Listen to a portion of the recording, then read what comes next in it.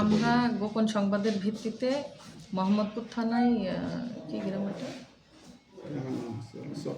চরপাড়া গ্রামে অভিযানে যাই। যাওয়ার পরে আমরা ওই আসামি ঘরবাড়ি তল্লাশি করে তার বসত ঘরের মধ্যে স্টিলের আলমারির ভিতর হতে হাফ কেজি গাঁজা উদ্ধার করার পরে আমাদের সরকারি প্রসেস আর কি কাগজপত্র সব কমপ্লিট হয়ে যায় এবং তারও জবানবন্দি একটা ভিডিও করার পরে তাকে যখন হ্যান্ডকাপ করায় আমরা নিয়ে আসবো এই মুহূর্তে সে হচ্ছে অসুস্থতা ফিল করার পরে তখন আমরা বলি যে ঠিক আছে আপনি যেহেতু অসুস্থতা ফিল করছেন আপনাকে আমরা নিব না, আমরা করছি।